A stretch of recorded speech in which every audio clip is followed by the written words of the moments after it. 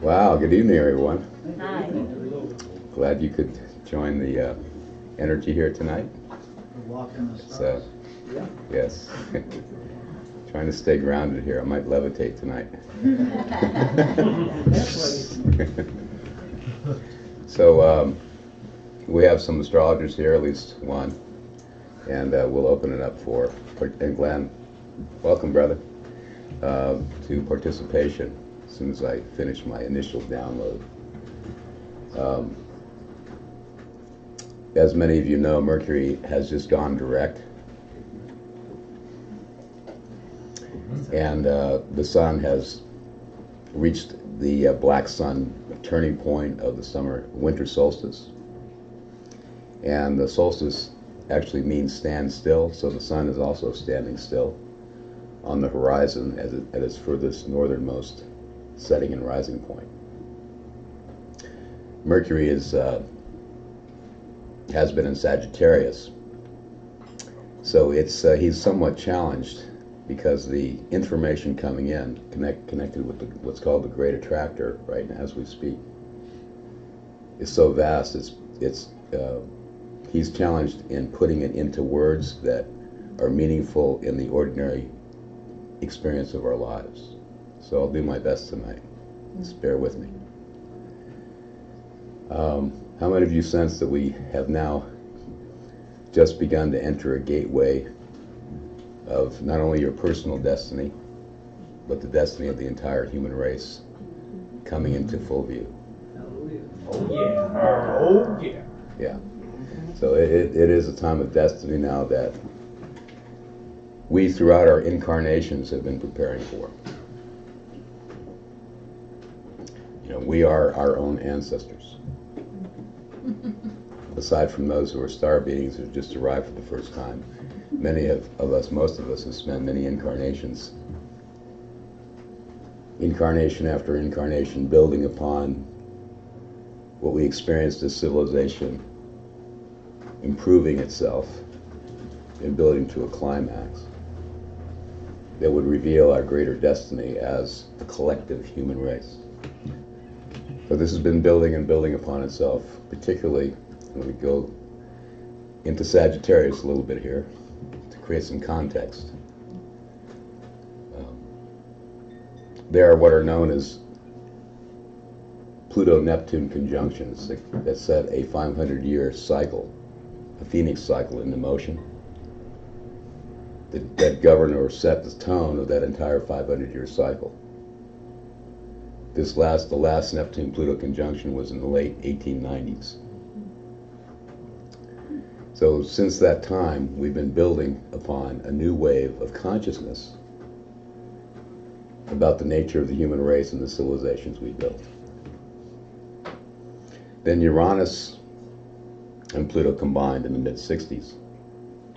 Uranus, Pluto, and Neptune are what are called transcendental celestials. They govern the dreaming body of the human race and our greater collective inventive capacity to bring new forms into being, not just individually, but collectively. So as we all remember, or some of us remember, the 60s were quite a radical turning point that activated consciousness in a way that had not been anticipated in a radical way. And Uranus combining with Pluto can be summed up as power, Pluto, to the people, Uranus. To the what? To the people. So Uranus conjunct Pluto's power of the people, which was a key phrase of the 60s. And our individual awakening with Uranus and Pluto combining was an awakening to the experience of our own personal, unique genius, our personal power, to be an inventive and radical influence, to express our unique personal identity, embedded in a culture that was dominant amongst us, attempting to control our individual personal awakening. So that's been building since that time. So Pluto and Neptune combined in the late 1890s, setting the 500-year cycle in motion. Uranus and Pluto combined And whenever a conjunction occurs, it sets a new cycle into motion in the mid-60s, which we're still now experiencing. Uranus-Pluto is about a 90-year cycle. And then in 1993, the other two, the last two remaining of the transcendentals, Uranus and Neptune combined in Capricorn. And that set in motion the dreaming body about the ideal culture, the dreaming body, or what we could dream into being as an ideal culture across the planet. And the concept of the New World Order was introduced then by Bush Sr. And a New World Order was the mundane reflection of that new state of consciousness that could unify the world in a divinely inspired and radically inventive way. So that's been unfolding since 1993. Now, whenever these conjunctions occur, they are called, what are called in astrology, sensitive points. So even though the planets will continue to move past that point remains as a portal of consciousness. And the Uranus-Neptune conjunction in 1993 was at 19 degrees of Capricorn. Are you all following me so far? Mm-hmm. Have I lost you? And for those of you who follow transits, know that Pluto is in Capricorn currently. So Pluto, transiting Pluto, where Pluto is right now in the sky, he's been passing back and forth over that last Uranus-Neptune conjunction point of 19 degrees Capricorn. So we have Uranus and Neptune creating that sensitive degree, right? But now Pluto's getting into the picture, so we have all three of the transcendentals combining with one another to create this mind-blowing turning point in history. It's been building since 2007, 2008. And who rules Capricorn? Saturn. Saturn, right? And what has Saturn just done?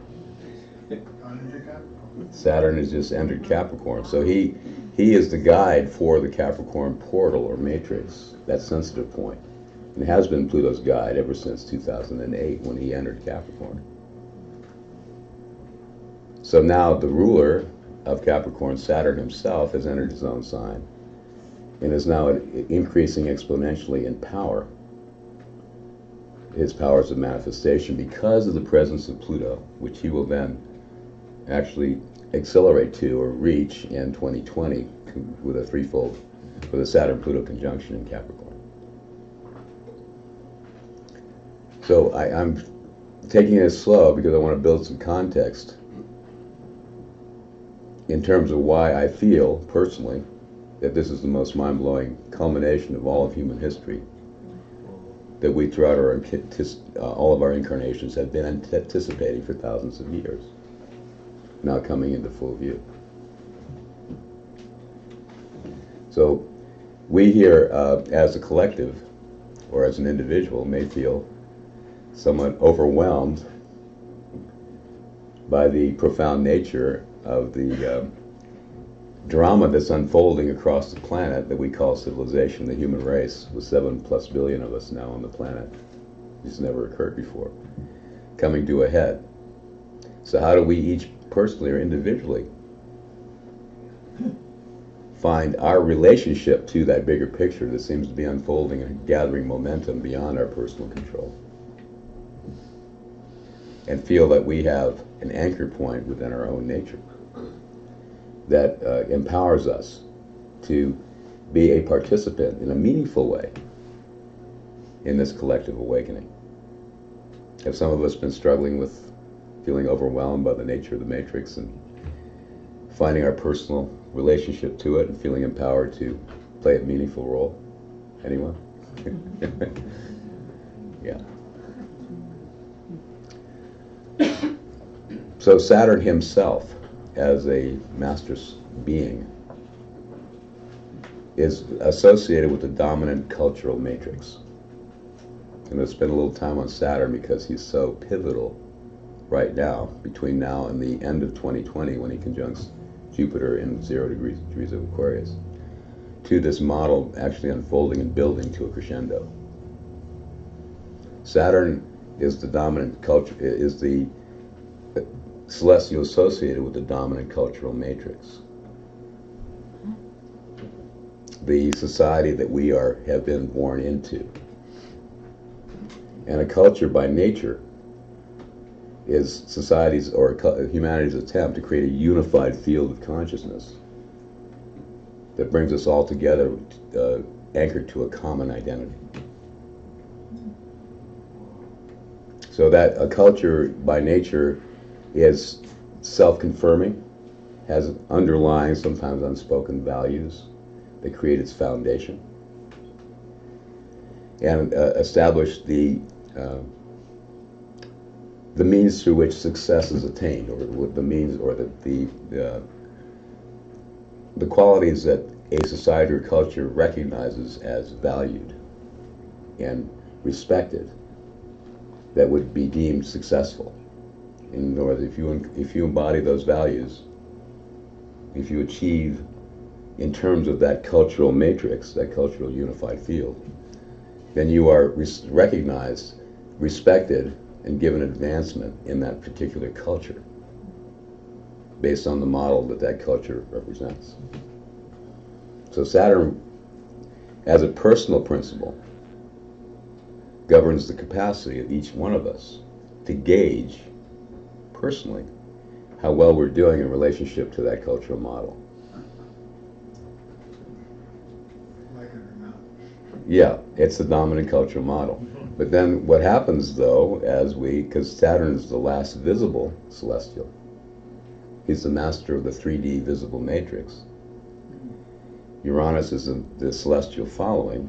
He blinks in and out of visibility, and he blows the circuits of the dominant culture by inserting lightning medicine of a whole new awakening that occurs. Just like in the 60s, Uranus and Pluto combined, there was a lightning that struck human consciousness, and through this flash of awakening, whole new models of culture began to present themselves. And Saturn is a master spellcaster. The consciousness of culture is a spell that's cast upon us that we don't realize we've been subject to until Uranus comes along and breaks the spell. And you realize that there's a whole new way of being within this world of ours that was previous to that flash of illumination was unimaginable. So 2018 will be a signature point of a new lightning medicine being introduced, because Uranus is changing sign. It's a 7-year cycle with Uranus. He's changing. He's moving from Aries into Taurus, and Uranus is an 84-year cycle. So here again, we need to think in terms of cycles. He entered and began a new cycle of awakening in 2011 when he entered Aries. So that was the beginning point of the lightning medicine, introducing the idea of new models of civilization being introduced. And that's building upon itself throughout, from that point onward until 2018 when he enters Taurus. Taurus is associated with the Earth herself, our relationship to the Earth, our relationship to our being in the three-dimensional world, being incarnated within it, and establishing right relationship to the living systems that are in harmony or disharmony with the Earth around us. So this is a signal that new models of relationship to the Earth, through possibly Uranus is connected with technologies, will begin to act as lightning medicine to break up the common dominant civilizational model that has as its dream economic success. Uranus, the Uranus-Neptune conjunction in 1993, it was, in the early 90s, really began with the Saturn Uranus conjunction in 88 and then Saturn-Neptune conjunction in 89. And we all remember, do we remember what happened in 1989? It was significant. Which thing? What's that? Besides my birth. The fall of the Berlin Wall. And then by 1992, right on the cusp of the 93 conjunction, the Soviet Union broke apart. Yeah. So the consequence, because these are all powerful archetypes at play, was that the archetype, the dreaming body, the dream that the United States represents as a culture, became the dominant archetype of the entire planet. We became the soul, what's called superpower. And Uranus-Neptune was then the idea of capitalism, which the United States represents as an archetype, became the new religion, Uranus-Neptune. So it became the dominant goal of not just the United States, but what the United States represents as an archetype to the rest of the world and all cultures of the planet. To achieve this dream of economic success, of the enjoyment of the beauty and wealth of being in a body, of living lifestyles of the rich and famous, as a model upon which civilization and culture could find its dreams realized. So that's been promoted since that point onward, both subconsciously and consciously, as a model of achievement, Capricorn, through which Uranus-Neptune, our dreams of collective ecstatic consciousness, could be achieved through success in terms, Capricorn, the cultures that had cast a spell upon us throughout the building of the capitalist wave.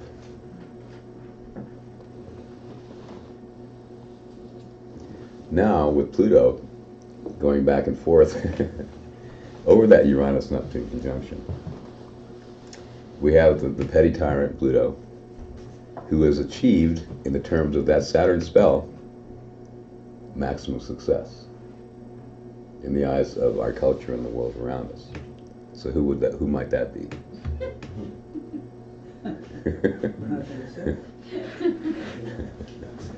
But because Pluto's involved here, Pluto brings out the dark side, or the shadow side, the unspoken side of that dream that we had been seeking to manifest, and brings the consequence, or the ultimate impact of that state of consciousness in the full view, so we can understand our true relationship to that model and begin to deconstruct it and find a more conscious and aligned model of civilization upon which to build. So that's the deconstruction process that's been underway, especially since Pluto's entered Capricorn in 2008, with the whole shebang almost collapsing right as Pluto went into Capricorn, giving us a reminder that there's a fundamental flaw inherent within this model that needs to be consciously addressed, understood, and reconceived in a new way. And since Taurus, Uranus moving into Taurus, rules our resources, that which we call to ourselves to sustain ourselves in this world,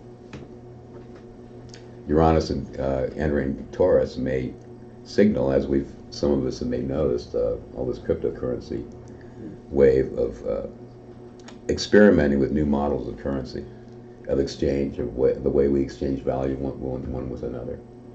Will maybe the lightning medicine that begins to destabilize and reinvent the current dominant cultural model. So we're all feeling like we're on the verge of some profound change beginning to accelerate as over the next 3 years, the current cultural model, the current models upon which civilization has been built, actually mature to full visibility, so we understand the nature of the model that we have been building for thousands of years. So everything is up for grabs, basically, for especially starting in 2018 and then building to a climax in 2019 and 2020.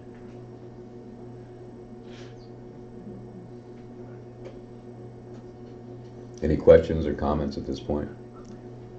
From the astrologers especially? Or do you want me to just continue? Okay. 2018 will also be highly significant because of the wounded healer Chiron changing sign and entering Aries, going back and forth over the cusp of Aries Pisces throughout 2018. Chiron is a 51-year cycle. So he entered Aries for the last time in 1968. Chiron, by nature, the reason he's called the wounded healer, he represents the heyoka of our discomfort, of our being wounded in a certain capacity. And how can a wound be sacred? We all get hurt, and there are wounds that aren't sacred. What might you think would make a wound sacred? Anyone? The lessons that it brings. Yeah. You're doing it for the highest good. You sacrifice yourself for the good of all. There's a certain quality of a wound that won't go away until you dive deeper into its cause. It doesn't just disappear and resolve itself, right? So when we have an experience like that, we call into our reality. It acts as a catalyst through which we dive deeper into a certain aspect of our nature. That's what makes it sacred, because it's so deep and so obstinate that it will not let you go until you find its cause. That's what makes that particular wound sacred. So all the things you were saying are a result of that diving deep and being really motivated by that pain. To really I got to pay attention to this. I got to look deeper into this because I can't live with this anymore. It's like a gift to the depths of your being. That's the heyoka. It tricks you into going on a hero's quest, a vision quest, a journey into the depth of yourself that you would not have otherwise done. So that's Chiron's nature. So wherever he's located, and he's been in Pisces for the last 8 years, and Pisces is connected with our attempt to achieve ecstatic consciousness, to arrive again to a conscious relationship with the ecstatic source from which we've all emanated. So the dark side of Chiron and Pisces can be these religious spirits that intervene in the process of our seeking ecstasy and create false models or models of religious fanaticism that give the promise of 72 virgins, but being captured by the cultic nature of them leads in the opposite direction. So it's been a real crisis of faith for the last 8 years. And interestingly enough, the 60s also represented Chiron and Pisces in the previous cycle, where there was a profound questioning of the current models of what was called spirituality or religion, and the redefining of our quest to find or establish our own relationship to ecstatic relationship to the divine. So we've been going through that same experience again as we did in the 60s. And as Chiron enters Aries in 2018, we then are motivated, like the political action, that activism that followed after 1968, to really become more active and self-confirming, so that all aspects of our lives and our relationships, where we may feel that we're not being supported in pursuing what we, as Aries would suggest, really makes our hearts sing, will, for the next 8 years, become the catalyst through which we break through and create new models and ways of being with ourselves and the world around us. And that starts a whole new 51-year cycle of a new medicine. Chiron is always connected with walking between the worlds, and a new medicine being introduced, just as it was from the late 60s onward, to this radical awakening that's going on with Uranus and Taurus also. So we're kind of on the cusp, and yet it'll take possibly the next 3 years for us to really build to the conclusion of this present wave, to really understand the full nature of the change that's required. So we have a lot going on in 2018 that may be quite remarkable and profound in terms of unexpected turns in the road, and lightning medicine presenting itself in ways that we can't imagine right now. So Saturn's going to square Chiron in 2018? Saturn already squared Chiron. Yeah, since he was in late Sagittarius. But when a celestial begins a entirely new cycle, it's significant all by itself. If nothing else were going on, Chiron's starting a whole new cycle, a new medicine being introduced through which we advance an understanding of how we can personally realize our dreams. Is really significant, aside from all of the other things that I've mentioned earlier in the talk. So we have quite a powerful awakening cycle beginning in 2018, with both Chiron entering a new cycle and Uranus changing sign. So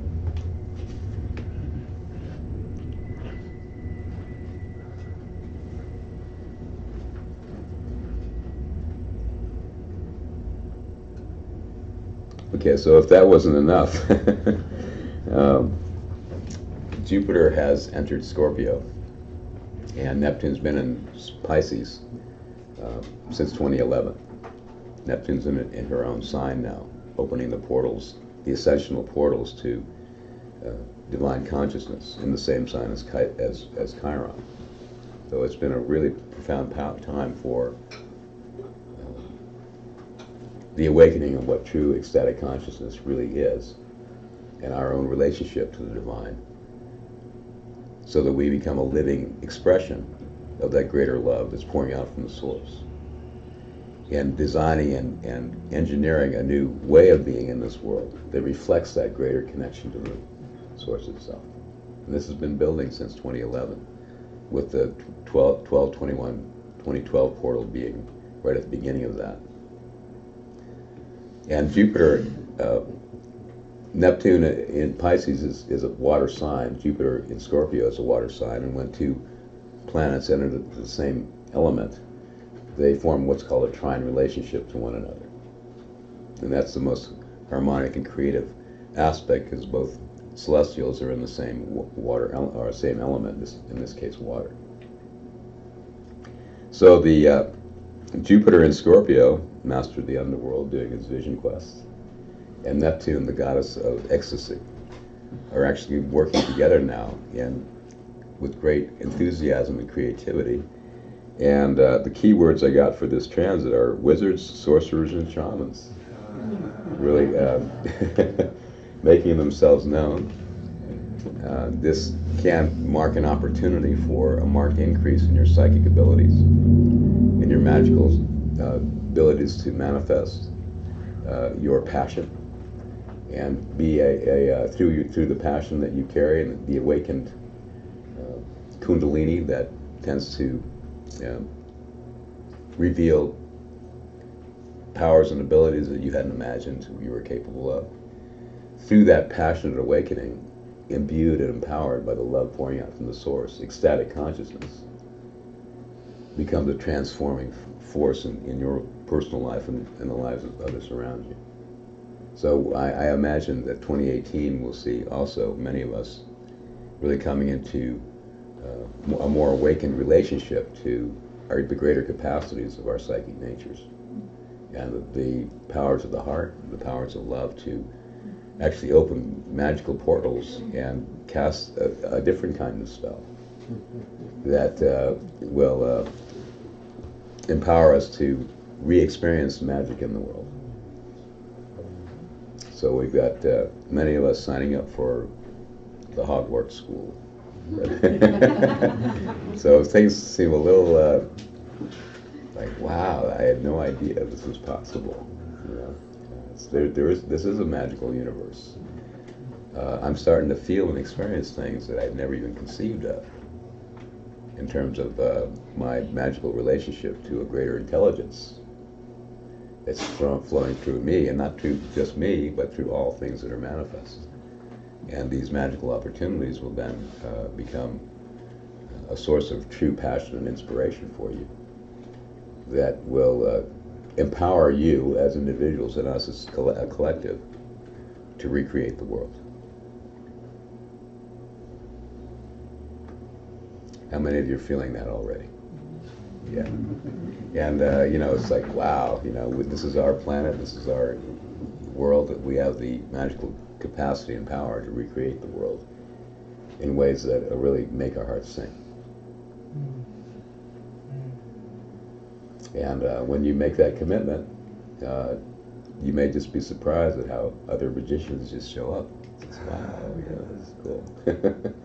Because I can't do this by myself. And sometimes we need to find each other in our relationships to one another in magical ways, and then the magic really begins to unfold.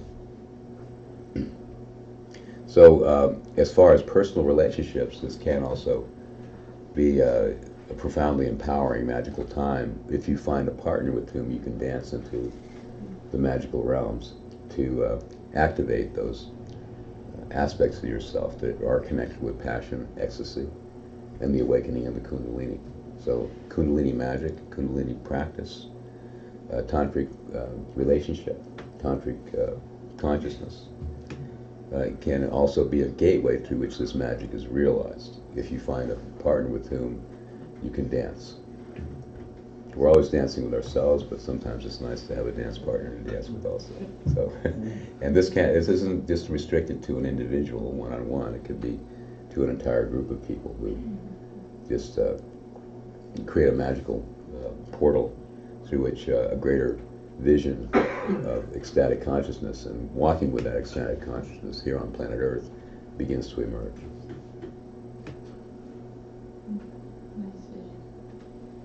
Yes. So, any questions or comments at this point? Sounds like heaven on earth. Yeah.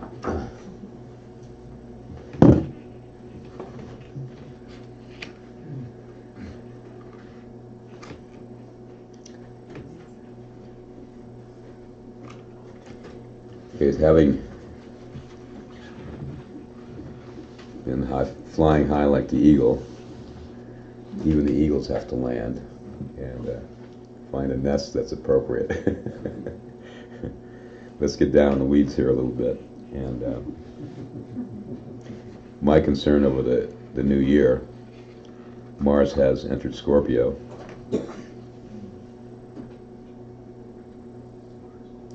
And he's applying now, since Jupiter's already in Scorpio, to combine with Jupiter on the 6th of January. At what degree? And that's at about 17, 18 degrees. 18 degrees of Scorpio.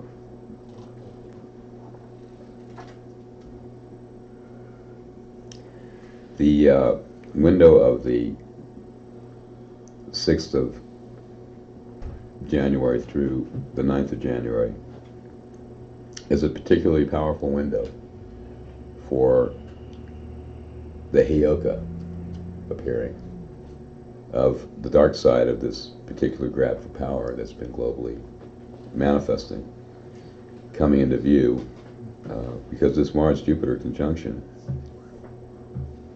is exactly conjunct. Now, believe it or not, both T-Rex Tillerson and Mad Dog Mattis. You guys know who that is? Anybody that know? T-Rex, Tillerson. Yeah.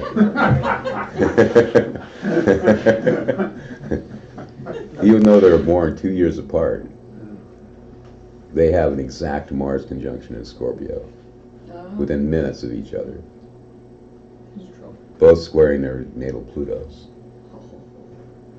So they both are like dramatically, activated warriors who can be quite frightening once they are activated. And Jupiter has been will be combining with their Mars, both of them, and then Mars himself will reach Jupiter on the 6th, and the 8th and the 9th will combine with their Mars. So when Mars reaches its natal position, it starts a whole new 2-year cycle of activity. The month and a half before that, you're kind of out of it. You're at your lowest ebb of energy, because Mars rules your physical energy. So both of them will be experiencing this radical activation, squaring their Plutos around the second week of January. And Kim Jong-un, his birthday is January 8th. And every year they have this big, blowout party around on his birthday. And crazy things are done, to demonstrate that he's alpha male.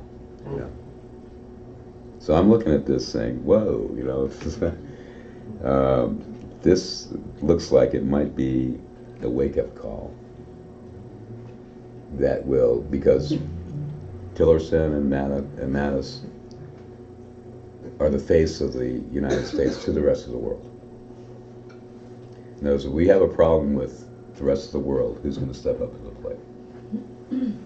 Mad Dog Mattis, right? So anybody who thinks of messing with us says, this guy's a bad dog, man, we better not mess with the United States.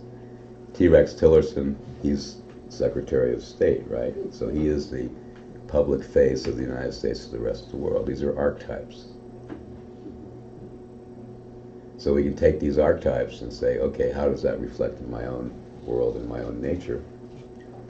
And what teaching to me personally, and how I present myself to the world, and how I might be tricked into going to war. These two represent, and watching them, sometimes the best teachers are those who show us the way not to do something, so that we can then be more conscious with our own internal Secretary of State and Secretary of Defense. Okay, we all have a personal Secretary of State and personal Secretary of Defense in our own lives. So the reason I'm, going into this is because this is rather a dramatic demonstration here on the verge of being manifest of this dominant cultural archetype of the United States that we, have been building to promote to the rest of the world, being revealed in its shadow side, so that we can really then become more conscious about the true nature of the archetype that had been actually deeply embedded in all of us without our conscious awareness. And once the shadow side of the archetype is revealed, then we are in a position to have that spell broken finally. So, Donald Trump is a master spellcaster. For those who are under his spell, like you said, he'd go out and shoot somebody in the street and they'd still support him. But sometimes it takes a stroke of lightning, master spell, that's so completely frightening that spell is then shocked awake and broken finally. So in our own personal lives, we sense the intensity building because Mars Jupiter conjunction will be present in all of our charts, in all of our lives. We can begin to recognize how we use this building passion because Mars conjunct Jupiter is highly erotic. When the Kundalini arises, it activates the second chakra primarily.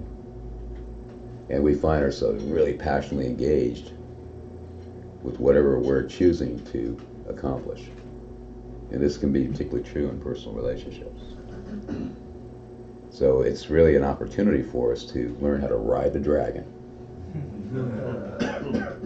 to be conscious and respectful in the way in which we passionately engage with others and not become be trapped by tunnel vision, because passion can overwhelm you to the point where you cannot hear or see anything else besides that which you're passionately engaged with.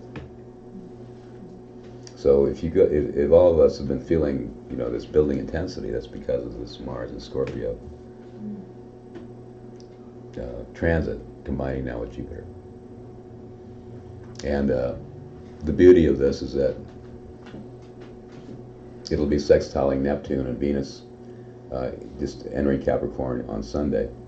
We'll be combining with Neptune, combining with Pluto also. So our entire value systems will also come into play in terms of what we value and our experience of what being successful is. I started with this, and I want to come all the way around to emphasize that point. Because Saturn in Capricorn now is saying, do I respect the value of what I've accomplished through the experience of my life, so that I become a voice of experience. Saturn's mastery is that he is the voice of experience. His internal authority rests upon the wisdom that you gain through direct personal experience. And that gives you authority to speak truth from that perspective. Saturn entered Aries in 1996, and Saturn's a long cycle of experiential knowledge building to a climax, which he's now reaching. It's important not to see Saturn in Capricorn as an isolated phase.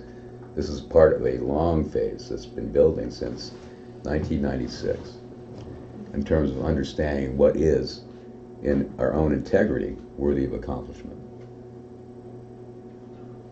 So Saturn now, having gone through all of that experience in terms of testing our values, deepening our sense of personal self-respect, is now reaching the full manifestation phase as he has entered Capricorn, his own sign.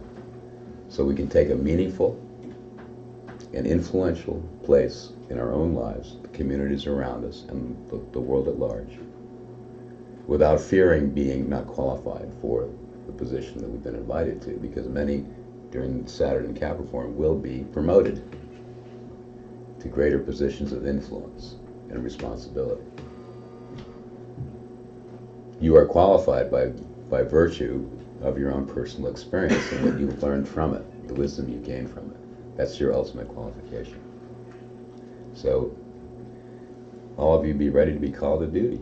Go to work and take your place as a particular unique contribution because of the experiential wisdom you gained that no one else has in that unique way that you do, to become a part of the building of this new model of community and civilization that will now begin to make itself felt, especially from 2021 onward.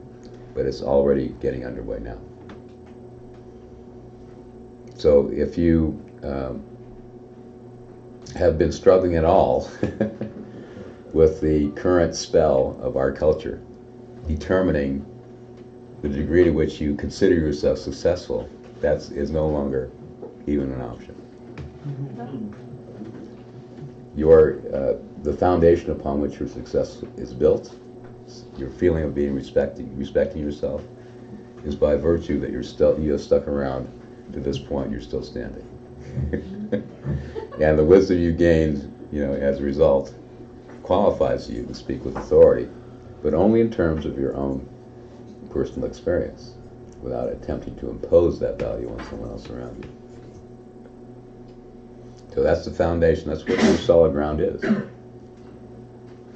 if we can respectfully disagree and just share our experiences at times, then the Uranian input then opens the door for new models of awareness and enlightenment to then supersede all we've known before to our individual journey. Because Uranus ultimately is our collective wisdom that breaks through the clouds of the spell that we may have been trapped under without even knowing it. So there are many ways to break the spell, and the introduction of certain medicines in your life and people in your life, you just come out of left field and say, "Well, it's a whole new way of thinking here, brother. There's a whole new model of being in this world." Welcome them, because they may be the door, the catalyst through which that doorway then is opened. When you say lightning medicine, Yeah. lightning medicine, Mhm. would you be able to expound on that and how that can manifest and what forms? Have any of you ever had an experience or an event just come out of the blue that you could never have imagined, that's completely turned your life inside out? Every few years. It's like lightning just struck, and it's like everything is different. That's lightning medicine. Good question for you. Okay. Are you familiar with the term of lightning men, which is kind of this term that was given to, I guess. Speak up a little so I can hear you. In Native American culture down in the Taos Pueblo, they speak about the lightning men, which are those that were struck by lightning and Oh, wow. their shamanic awakening Mm-hmm. through that. Lightning man. Wow. Yeah. Yeah, I don't know if you. I haven't heard that term, but I'm aware of certain people that have been struck by lightning and completely changed their lives. I'm thinking of there's a guy who published a couple books about his. I forget his name.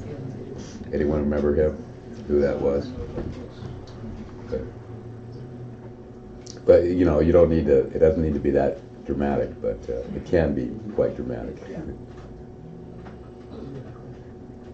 Any comments from the astrologers here? Go ahead. One of the things that I really like about this solstice, this winter solstice, I've been calling it a super solstice, Mm-hmm. because within 2 days of each other, the sun moved in, conjoined Saturn. Yeah. They were only 11 minutes apart Yeah. on the winter solstice. Yeah. And I tried calculating it back, Mm-hmm. and it breaks down to something like once every 1,800 years. Right. Is that going to happen, Mhm. where the sun ushers Saturn into Capricorn? Mm-hmm. And then the part I thought was really interesting is Jupiter ushers Saturn out Yeah. at the end of the thing. And Mhm. through the whole transit of Saturn through Capricorn, all the inner planets make a conjunction to Saturn. Mhm.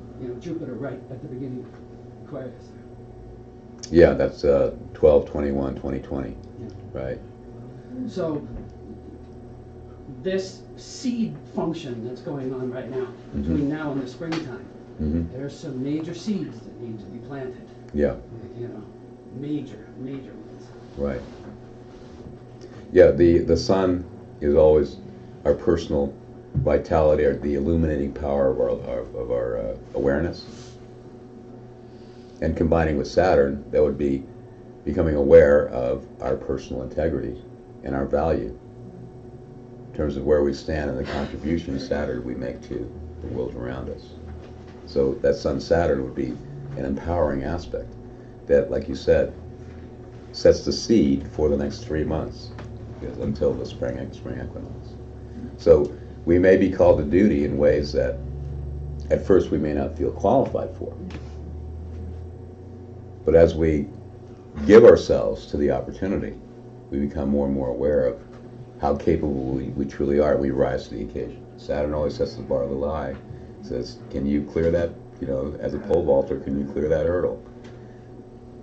But it gives you the goal then, through which then all of you then comes forward and is engaged to achieve that goal.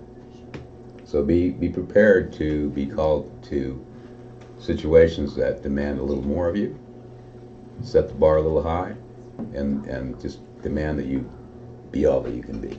You know. Do you have any more to say about that? Okay. That's enough. Okay. Yes, we can go on all night. Anyone else? Just a question. Go ahead, Brad. So January 6th and a couple days after, for a week or so, what other world figures besides Tillerson and Mattis have you looked at? And have you looked at Putin at all, or anybody? North Korea itself is involved, but Tillerson and Mattis are like exactly on it. To my awareness, I don't know of anyone else in a leadership position around the world that's got that same signature, aside from you. Just about North Korea. North Korea's big Scorpio thing. Ever since Yeah. the Korean War, Right. every time Jupiter goes into Scorpio, there's this major saber rattling that North Right. Korea does. Every time. Yeah, and okay, since you ask, let's take a look. Kim Jong-un has Saturn at 14.5 Scorpio, and this Mars-Pluto conjunction, Mars-Jupiter conjunction is at 18, so that's close. And the toad, as I call him, has had Pluto on his sun the last 3 years, so he's been really challenged. Who is it? Kim Jong-un. North Korea has Mars at early Scorpio, so it just has experienced its Mars return just a few days ago. And Jupiter has transited over its own Mars. And it has Pluto at 15 degrees of Leo. So this Mars-Jupiter conjunction in the week applying to this, and from now onward, will be squaring its natal Pluto. Because it was born in 1948. So we're seeing a triangulation here of patterns that North Korea was founded under a Saturn-Pluto conjunction.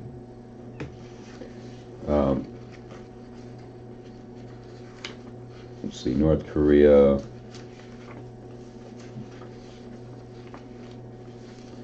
has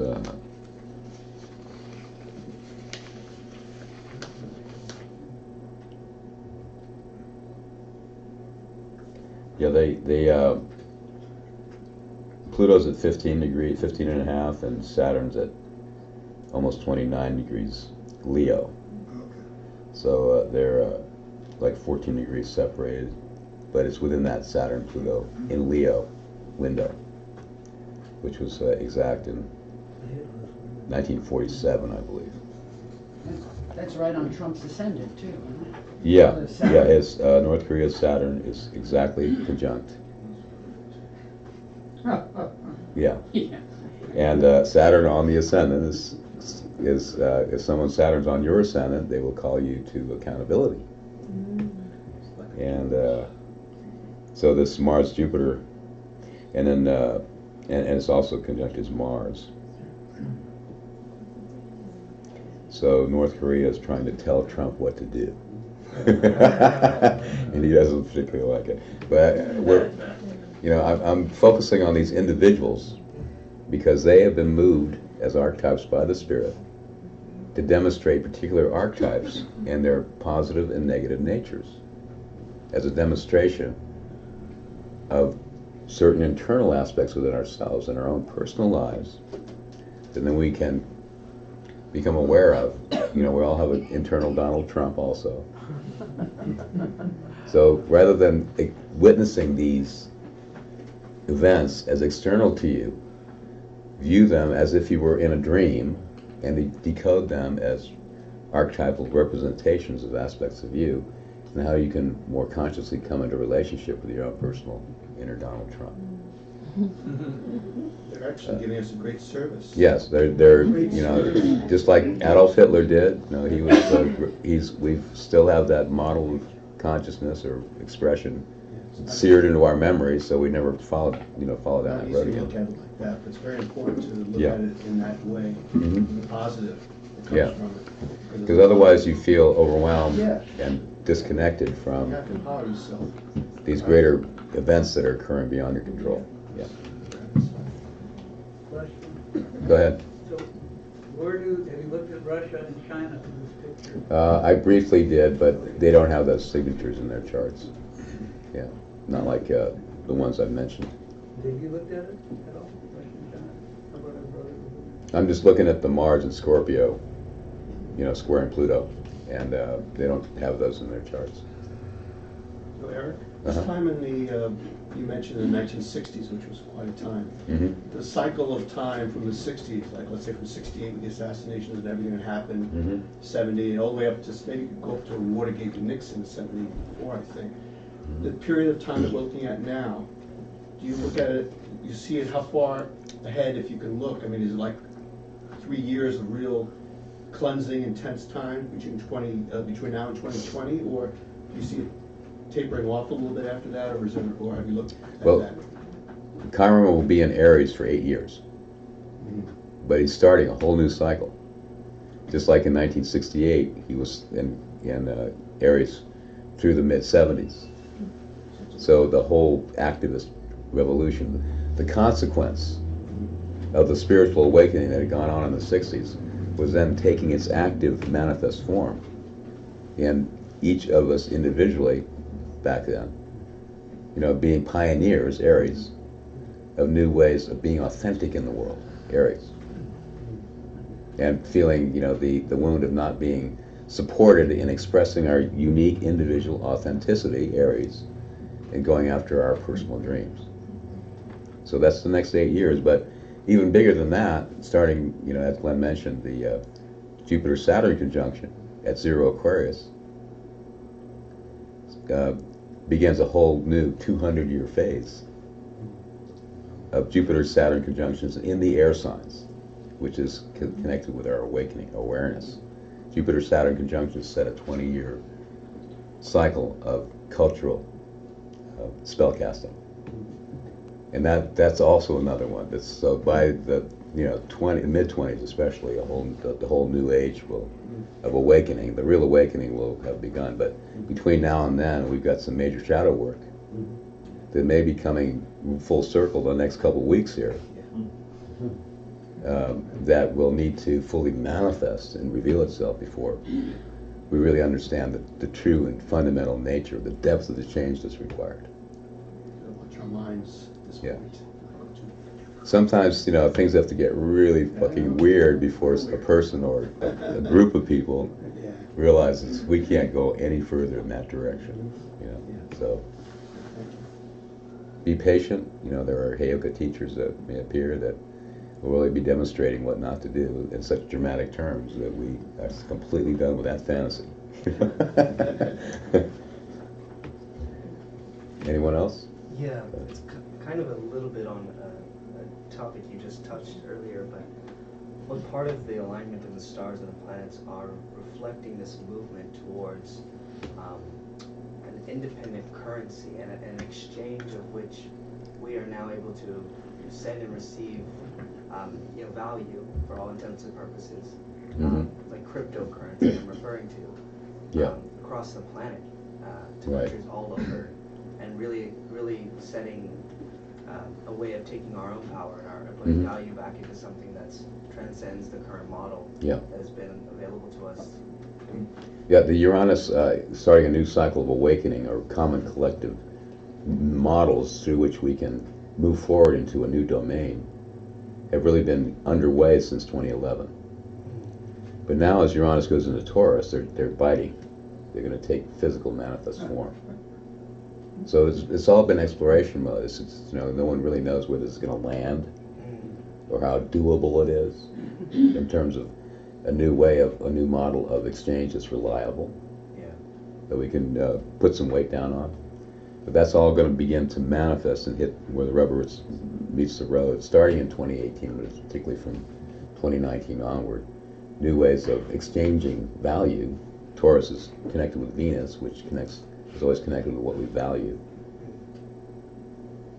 Will begin to manifest and accelerate big time. Do you have any comment on Mars in Aquarius and retrograde for much of 2018? I'll look at that when we get closer. Okay. But right now I just wanted to create Yeah, this. you're up to January 9th. Yeah. Let's see if there's anything else significant in January.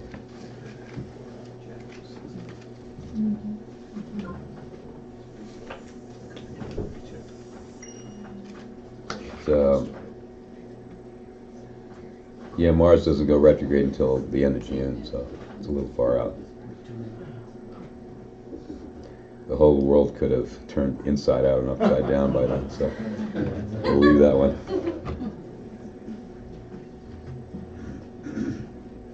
Yeah, and the dominant element for the Mercury retrogrades, Mercury goes retrograde usually 3 times a year, and it's in one particular element for that year, which gives a signal to the opportunity presented for a complete restructuring and deepening of our understanding. And in the fire element, this is in terms of how we express our creative dynamic passion and inspire others by being a light to the world. So that's just another indication of the extraordinary nature of 2018.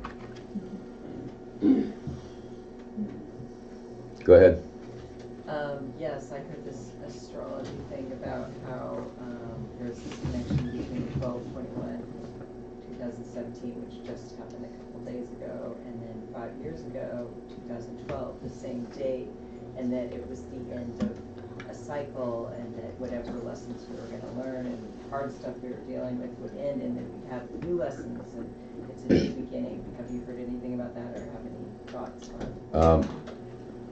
I actually target the 12/21/2020 conjunction as being exactly 8 years from 12/21/2012, and Venus has an 8-year cycle.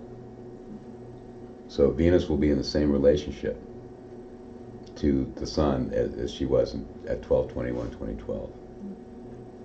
So that to me is the Venusian marker of the next phase. So wait 2 more years.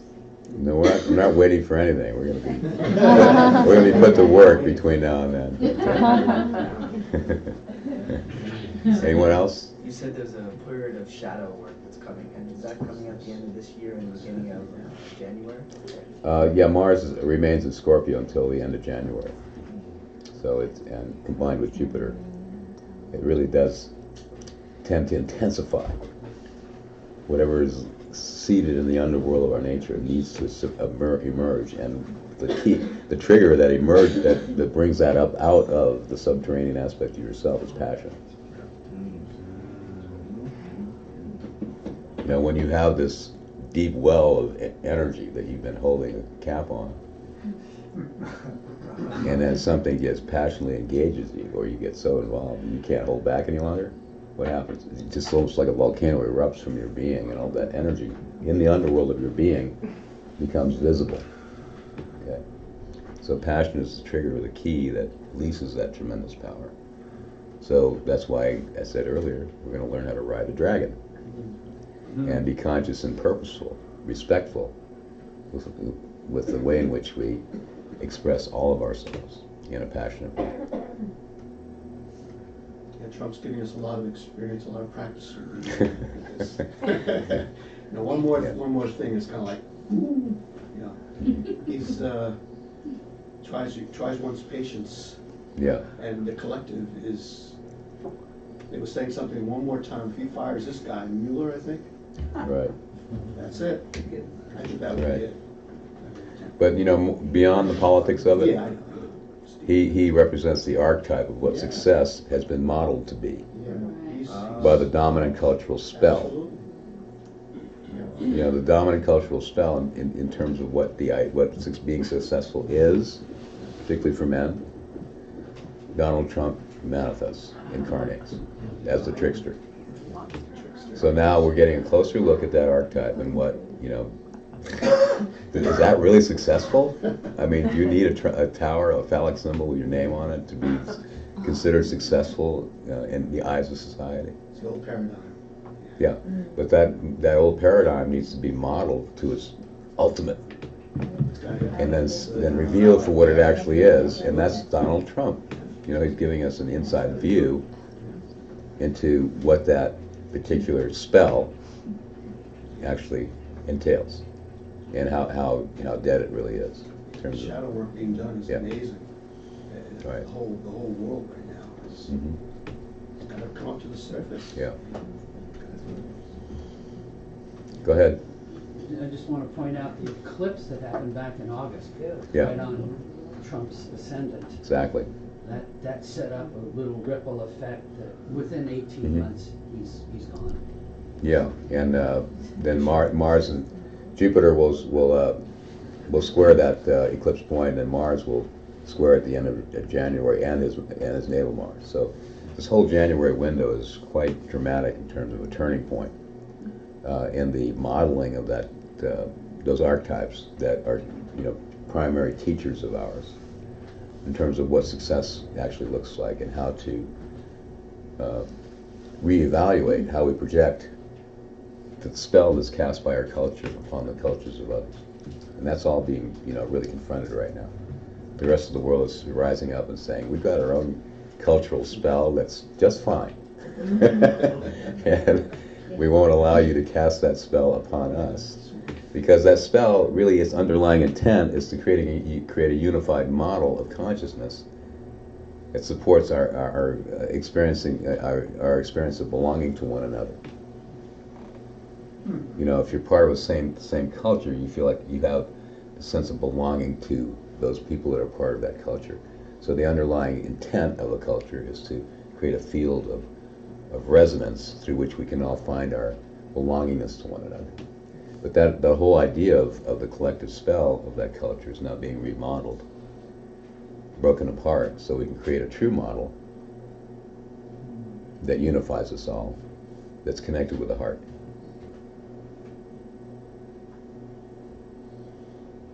Anyone else? Go ahead. Go ahead. Speak up so we can hear you. Or you want to come up front? Or just come closer so we can hear you?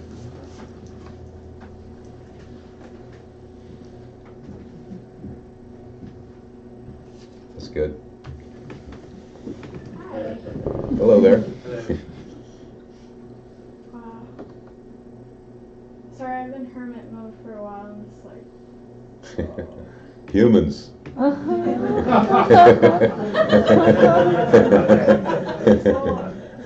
Saying oneself, beautiful. So I kind of have like a personal question that I feel guided to ask. I've been feeling really guided to go to Peru and receive the land that will be my home base land. And that's essentially like it, like from there, because I've been doing the traveling, the gathering phase, and once I go and just do this, it'll be like from there. So I'm wondering, from your knowledge, when do you feel would be the best time? I've been feeling towards end of December or beginning of January. And you said the January 6th part. So I'm feeling maybe before January 6th. Get out of town. You want to be in a safe place, right? Nuclear free zone. I would have to look at your chart. Oh. in order to give you an accurate answer to Okay. that. But I'm a professional astrologer. I do readings. So, Okay. but Glenn also does readings, and this brother here. But I would have to really kind of sit with you and look at your chart and give you an accurate answer. But ultimately, it's between you and the higher power. And if you feel really moved to go, and Peru's calling you, then I would suggest that you follow that call. But in terms of the timing, I would have to look at your chart. Okay. How long have you been wanting to do this? A long time. Years, months? It's like I've just known Peru. But I've never been energetically ready because I felt like I needed more purification. Like every time I would be like, oh, I want to go to Peru, but just imagining myself go there amongst all those like heart-centered beings, I almost felt like I may throw up. So it's been a journey of me just really, purifying, and now there's like an energetic like, okay, I'm ready to receive that. Yeah. Yeah. What she's saying is that, like I mentioned earlier in the talk, there's some part of us that's feeling ready to make our contribution. It's like something is beginning to solidify inside of us, solid ground that gives us a personal internal confidence to take our part and make our contribution. So that's most likely what you're feeling, but I'd have to look at your chart to give you further information on that. Okay.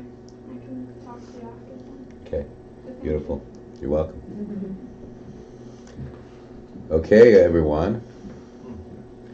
Unless there's anyone else, I feel like we've... Go ahead. It seems as though China and Russia are balancing out the USA right now, okay? And have you looked at that at all? Their role in this whole drama that's going on right now? I think it's more global than that, even though China especially is playing a big role in that. But I'm feeling like the cultural matrix, the spell that the United States has been casting since the early 90s over the rest of the world is now breaking apart. Right. And other nations, particularly China, are now emerging with their own identity and saying, we love who we are. China's saying, we love who we are, and we're taking our place in the world to make our contribution as a culture.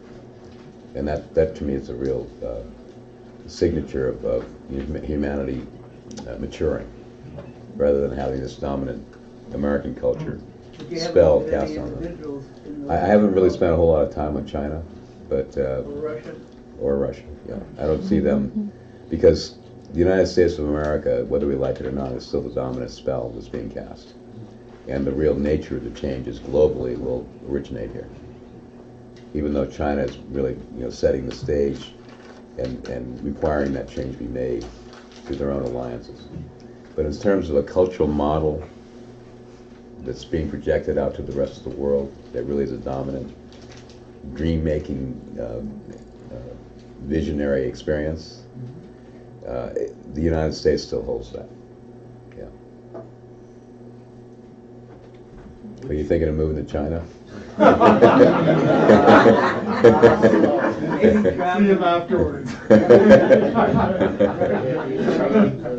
Okay, brothers and sisters. One more question. Okay. Would you be able to just touch on the impact and the power and of the eclipse that we experienced recently, and how we're experiencing that, what happened now, and maybe continuing to experience? Donald Trump, let's just put it that way. It was right on his ascendant. He's like the dominant, archetype demonstrating both the shadows and the positive side of that. What about people who aren't plugged into, say, the media and the programming, but are more connected to nature and the rhythms and what the earth is doing and what the plants and animals are doing? What about that? Well, Uranus, I said, is lightning medicine. Yeah. Taurus is connected with Mother Earth herself. Oh. So Mother Earth may just have something to say about this remodeling of civilization, breaking the spell through showing up rather dramatically, saying unless you guys all work together, you're not going to make it. So that to me is like one of the possibilities of this next phase as Mother Earth will get more involved with, she'll be coming to the party and on certain terms. So. Will we be inviting that by listening?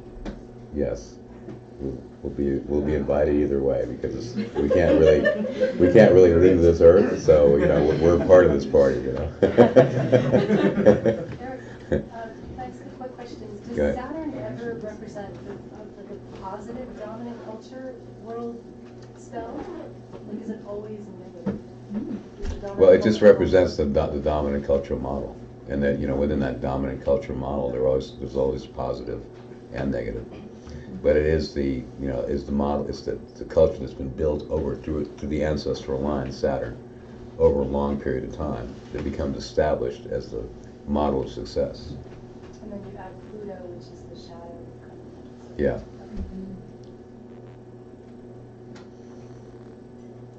One last comment here. Don't forget to put a donation.